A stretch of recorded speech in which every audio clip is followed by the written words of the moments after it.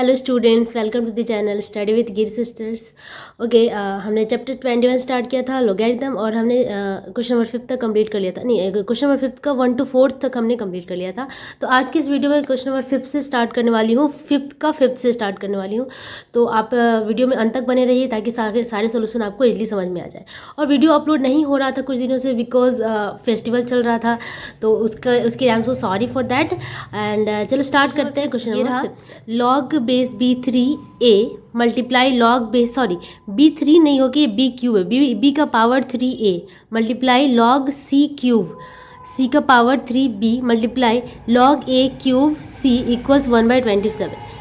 ये हमें प्रूफ करना है, मतलब कि LHS इक्वल्स RHS यहाँ पे दिखाना है। इसका जो वैल्यू है, इस पूरे का वैल्यू हमें 1/27 1/27 प्रूफ करके दिखाना है। तो चलो स्टार्ट करते हैं, बहुत ईजी है बनाना। ओके, तो क्वेश्चन हमारा जैसा है उसके अकॉर्डिंग मैंने यहाँ पे लिख के रख दिया। ठीक है, तो LHS मैंने पार्ट पहले यहाँ पे लिख लिया, RHS हमें प्रूफ करना है। LHS में दिया क्या है, log base b cube a cross multiply log base c cube, मतलब बेस में a cube b cube c cube है और ऊपर में a b c है। ठीक है, तो इसे हम एक फॉर्मूला से बनाएंगे। ठीक है, आप लोगों को पता होगा, मैंने बताया भी था ये फॉर्मूला आई थिंक, कि अगर इस तरीके से हो कि लॉग अगर बेस में सेम हो, जैसे कि मैं एक एग्जांपल ले लूँ, bm मान लो इस तरीके से हो, तो क्या हो जाता है, log base am by log base ab। मतलब बेस में आप कोई सेम चीज़ लेकर इसे अपॉन करके लिख सकते हैं। ये एक फॉर्मूला है, ये एक इसकी प्रॉपर्टी है। ठीक है, लॉगरिथम की प्रॉपर्टी, इसी प्रॉपर्टी को हम यहाँ पे यूज़ करने वाले हैं। ठीक है, तो जो ये बेस में है इसे हम कुछ भी ले सकते हैं और इसे m अपन b के फॉर्म में इस लॉग को लिख सकते हैं। ठीक है, तो ये वही एप्लीकेशन हम यहाँ पे यूज़ करने वाले हैं। ठीक है, आप ध्यान दीजिएगा कि मैं कौन से एप्लीकेशन की बात कर रही हूँ, इसके ऊपर हम बेस करेंगे। यहाँ पे मैंने a लिया है, बट यहाँ पे ABC का टर्म पहले से है, तो मैं यहाँ पे एक टर्म यूज़ कर लेती हूँ, एक वेरिएबल यूज़ करते लेती हूँ x। ठीक है, तो यहाँ हम x के फॉर्म में लिखेंगे।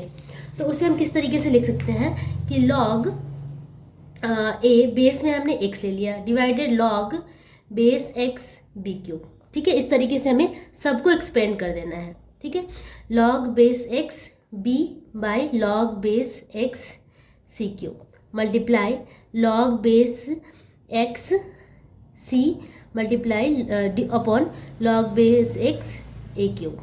ठीक है, इसको हमने इस तरीके से एक्सपेंड कर दिया। अब इस एक्सपेंशन का फ़ायदा क्या होगा कि ये जो अपन है इसका अपन भी तो है, मतलब ये जो बटा दिखाई दे रहा है, ये बटा ये बटा ये लिख सकते हैं, क्योंकि ऊपर नीचे को हम किसी तरह भी एक्सचेंज किया जा सकता है।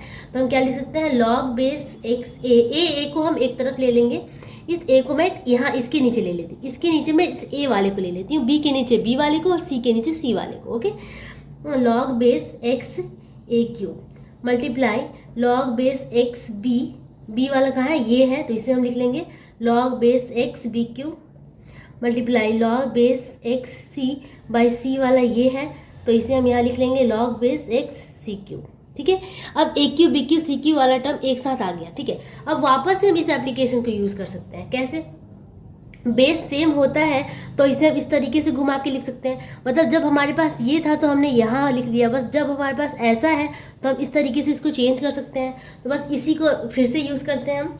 तो अब हम इसे लिख सकते हैं, बेस सेम है। ओके, तो लॉग बेस ए क्यूब लिख सकते हैं हम। ठीक है, जैसे यहाँ पे था, यहाँ बेस सेम था तो हमने एम ए लिख दिया था, लॉग बेस बी एम, उस तरह लॉग बेस ए क्यूब ए हो जाएगा क्योंकि ए क्यूब नीचे है। ठीक है, अब नीचे वाला बेस में आ जाएगा log base B cube B multiply log base C cube C. अब ये सबका base A cube B cube C cube हो गया, और ये ए बी सी अपने अपने टर्म के साथ आ गया, ए के साथ ए, बी के साथ बी और सी के साथ सी आ गया। ठीक है, तो इससे हमने ऐसा क्यों किया, क्योंकि हमें लाना था आंसर, और आंसर क्या इस तरीके से ही बनता है। ओके, तो लॉग बेस ए क्यूब, अब इस ए को मैं क्या करूँ, मुझे यहाँ सेम करना है, जब मैं यहाँ सेम करूँगी तभी इसका वैल्यू 1 आएगा। ठीक है, तो उसके लिए मैं इस ए क्यूब को बैलेंस करूँगी, यहाँ पे ए क्यूब पुट कर दिया और इसके बाहर में 1/3 के साथ मल्टीप्लाई कर दिया, तो ये क्या हो जाएगा, ये हो जाएगा आपका बैलेंस्ड। ठीक है, फिर log base B cube power 1/3, क्योंकि देखो 3 मल्टीप्लाई 1/3 करेंगे तो कट के 1 ही आना है, इसलिए मैं इसको इस तरीके से बैलेंस कर रही हूँ। ओके, सी क्यूब, फिर यहाँ पे हम सी 1/3, सॉरी सी का पावर 3 1/3, ठीक है। अब ये बैलेंस की फॉर्म में जा रहा है, ओके। अब हम क्या करेंगे इसे, अब आपको पता है कि लॉग बेस ए इक्वल्स 1 होता है, इसे हम यहाँ यूज़ कर लेंगे। अब ये दोनों सेम हो गया, इसका वैल्यू पूरा 1, तो 1 मल्टीप्लाई 1/3, ठीक है। डायरेक्ट 1 मल्टीप्लाई लिखने की जरूरत नहीं है, यहाँ भी सेम है, तो 1 वैल्यू हो जाएगा, सिर्फ 1/3 बच जाएगा, मल्टीप्लाई 1/3। अब तीनों को मल्टीप्लाई कर देंगे, 1/3 multiply 1/3 1/9, and 1/9 multiply 1/3 1/27, which is equals to RHS, and hence it is proved. LHS equals RHS, और ये हो गया हमारा प्रूफ यहाँ पे, ठीक है, सॉरी, ओके। तो इसी तरीके से क्वेश्चन नंबर 5 बनेगा। अब हम मूव करते हैं नेक्स्ट क्वेश्चन नंबर 6 पे, ओके। तो ये क्वेश्चन नंबर 5 का 6 नंबर हम करने जा रहे हैं, ठीक है। यहाँ पे देखो कि 1/log XY ब्रैकेट XYZ, ठीक है, log YZ base YZ and XYZ ऊपर में, लेकिन 1/1/1/1, ठीक है। तो इसे कैसे करेंगे, ये बहुत ईजी है। जब भी 1/ समथिंग रहता है ना, तो उसका बेस एक्सचेंज हो जाता है, ठीक है, बेस एक्सचेंज हो जाता है, दैट इज हम लिख सकते हैं इसे log XYZ, बेस में XYZ आ जाएगा और ऊपर चला जाएगा XY, जब हम 1 ऊपर से हटाएंगे तब, ठीक है। मल्टीप्लाई यहाँ पे भी सेम होगा, XYZ या YZ लिख सकते हैं, मल्टीप्लाई log XYZ ZX। अब देखो कि बेस में सब कुछ सेम आ गया, XYZ XYZ XYZ। और जब बेस सेम होता है तो हमें पता है, जब बेस सेम हो और इस तरीके से मल्टीप्लिकेशन का साइन हो, तो हम एक यहाँ पे प्रॉपर्टी यूज़ कर लेते हैं। इसको हम इस तरीके से लिख सकते हैं कि लॉग, अच्छा यहाँ पे मल्टीप्लाई नहीं था, आई एम सो सॉरी, अगर मल्टीप्लाई होगा तो बनेगा ही नहीं, मैंने क्वेश्चन ही रॉन्ग लिखा है, यहाँ पे होगा plus, I am so sorry, big mistake, okay. यहाँ पे था प्लस, तभी ये बनेगा, ओके। तो ये प्लस था, और जब भी प्लस का साइन होता है तो आपको पता है कि अगर log base A M something plus log base A M N हो गया plus log base A P हो गया, तो हम क्या लिख सकते हैं, log base A M N P, मतलब सब मल्टीप्लाई हो जाता है, ठीक है। तो यहाँ पे भी सब में प्लस प्लस है, तो सारा क्या हो जाएगा, मल्टीप्लाई हो जाएगा, ओके। बेस क्योंकि सेम है इसलिए लॉग बेस जो है वही रहेगा, और साथ में सब multiply, that is XY multiply YZ multiply ZX। इस प्रॉपर्टी को हमने यहाँ पे यूज़ कर लिया, ओके। अब इसके बाद हमें क्या करना है, यहाँ पे बस इसको सिंपली मल्टीप्लाई कर दो, जो ऊपर में x multiply x that is x², y multiply y y² and z²। अब इसको मैं इस तरीके से लिख सकती हूँ कि log XYZ बेस XYZ दी स्क्वायर, ओके। अब log बेस सेम बेस रहता है, तो ये जो पावर है वो नीचे आ जाता है, 2 log बेस XYZ सेम अगर हो log A का वैल्यू 1, ठीक है। तो इस टोटल का वैल्यू हो गया 1, 2 multiply 1 that is 2, which is equals to RHS, and hence it is proved. तो ये इसी तरीके से आपका प्रूव हो गया क्वेश्चन नंबर 6, ओके। अब मूव करते हैं क्वेश्चन नंबर 7 पे, ओके। तो क्वेश्चन नंबर 7 सिंपलेस्ट क्वेश्चन है, बहुत ही इजी क्वेश्चन है, इसमें कुछ करना ही नहीं है, ठीक है। यहाँ पे देखो आपको क्या है, log base A² plus log base B² plus log base नहीं है, सॉरी, यहाँ पे बेस तो कुछ भी नहीं है, लॉग C² इक्वल 0, बोलते बोलते वो हैबिट में आ गया मेरे, ठीक है। तो इस तरीके से दिया हुआ है, ये क्या है, आप इस प्रॉपर्टी का यूज़ कर सकते हैं, m/n, log m/n is equal to क्या हो जाता है, log m minus log n। बस इसी प्रॉपर्टी को हम यहाँ पे यूज़ करेंगे, इससे हम यहाँ पे बनाएंगे, okay. Then log base, sorry फिर मैंने बेस कहा, log A² minus log BC, इस टोटल को लिख सकते हैं, plus log B² minus log CA plus log C² minus log AB, ठीक है। और इक्वल 0, मतलब ये तो हमारा प्रूफ करना था, ये मैं LHS पार्ट को लेकर चल रही हूँ, ठीक है, इसको, और इसे हमें 0 प्रूफ करना है, ओके।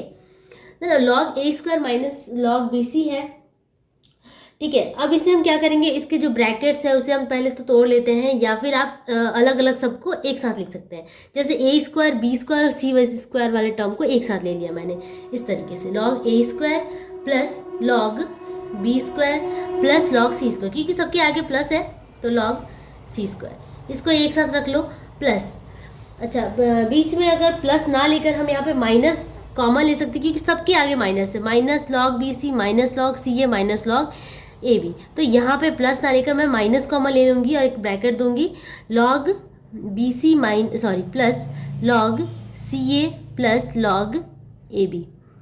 ठीक है, इस तरीके से हमने लिखा। अब देखो कि इसका हम फिर से यूज़ करेंगे log A M N P. इस तरीके से जो प्रॉपर्टी है उसका इस्तेमाल यहाँ पे हम कर सकते हैं। Log A square plus log B square plus log C square को हम क्या लिख सकते हैं, लॉग, इसे हम जैसे प्लस वाले को हम मल्टीप्लाई के फॉर्म में लिख सकते हैं ना, जैसे लॉग एम एन पी होता था तो हम क्या लिख सकते थे, log M plus log N plus log P, इस तरीके से लिखते थे। तो इसे हम इस फॉर्म में लिख सकते हैं उलट के। ठीक है, तो यहाँ पे प्लस दिया हुआ है तो हम इसको मल्टीप्लाई वाले फॉर्म में लिखेंगे, log A square B square C square. ठीक है, ए स्क्वायर बी स्क्वायर सी स्क्वायर, यहाँ पे बीच में आप अगर मल्टीप्लाई का साइन देना चाहें तो वो भी दे सकते हैं, log A square multiply B square multiply C square. ठीक है, माइनस लॉग, यहाँ पे भी सेम करेंगे, B C multiply C A multiply A B. ठीक है, क्योंकि प्लस के फॉर्म में होता है तो मल्टीप्लाई के फॉर्म में चेंज हो जाता है बाय द उसका प्रॉपर्टी लगा करके। ठीक है, अब ये हो गया log A square B square C square minus log देखो ए दो बार है तो ए स्क्वायर, ठीक है, बी और बी दो बार है तो बी स्क्वायर, और सी दो बार है तो सी स्क्वायर। अब आप देखो कि log A square B square C square minus log A square B square C square, दोनों ही एकदम सेम है और बीच में माइनस है, इसका मतलब ये दोनों घट के 0 हो गया।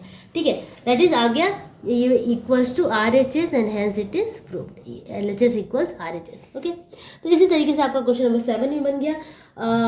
अब मूव करते हैं क्वेश्चन नंबर 8 पे, जो कि ये लास्ट क्वेश्चन है, क्वेश्चन नंबर 5 का 8। ओके, तो क्वेश्चन नंबर 8 थोड़ा सा ऐसा है, इसमें थोड़ा सा ट्रिक लगाना पड़ेगा, वो इस तरीके से बनेगा नहीं। आप देख सकते हैं question number 8, X to the power log Y minus log Z, Y to the power log Z minus log X and Z to the power log x minus log Y equals 1।